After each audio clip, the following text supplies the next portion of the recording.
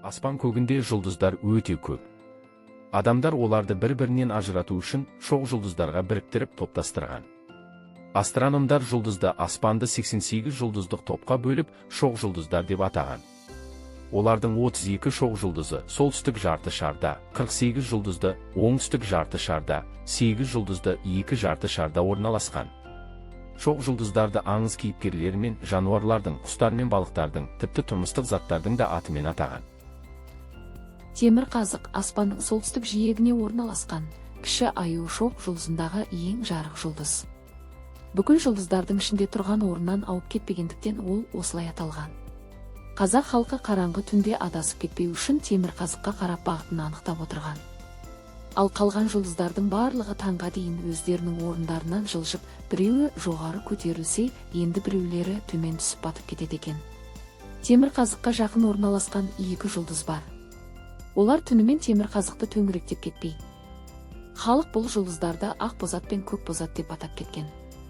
Аңыз бойынша ақбозат пен көкбозат темір қазыққа арқандап байланған. Олар түнімен сол қазықты айналып жайылып жүреді екен. Зер сала жанға екеуінің шұбартылған арқандары көрінеді делінген. Жеті қарақшы осы ақбозат пен көкбозатты ұрлап кетепек болып темір қазықты үнемі торуылдап жататын көрінеді. Ұрылардың ойы осы аттарды қалайда қолға түсіру. Ал таң атысымен жеті қарақшы көзден тайып тасаланады делінген. Жеті қарақшы жұлдызы. Түнгі аспанда шөміш тәрізді келген жұлдыз жеті қарақшы деп аталады.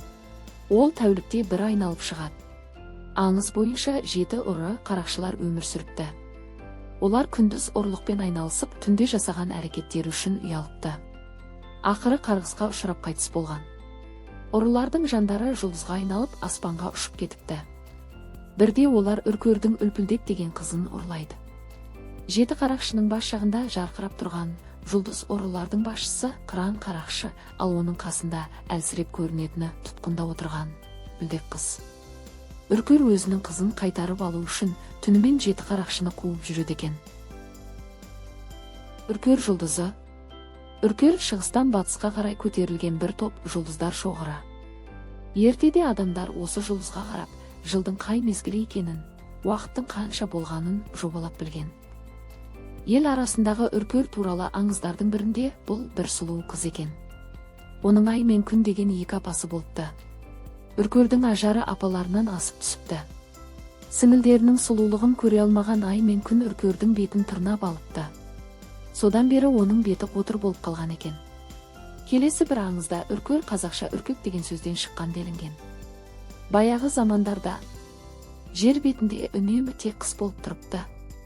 Осы кезде үркер шоқ жұлдызын құрайтын шағын 12 жұлдызшалар жерде ұйықтап жатады екен. Бірде бір данышпан суыққа әбден қажыған жануарларға, егер осы жұлдыздарды түгел қырып салсаңдар, жайма шуақ жазға кенелесіңдер деген өсиет айтады. Сонымен түйе, жылқы, сиыр үшеуі жиналып үркердің көзін жоймақ болып келсе. Әуелі жылқы 4 жұлдызшаны, түйе тағы екеуін табанына салып таптапты. 6 жұлдызша сиырдың еншісіне тиіпті. Бірақ жұлдызшалар оны аша тұяғынан сытылып шығып көкке ұшып кеткен. Содан бері жерде 6 ай суық және 6 ай жылы болады екен. Жауырлар сиырға өкпелепті. Оларға суықтан қорықпайтын сиыр, қыста сықырлатып қар басып жүрген жаман ба?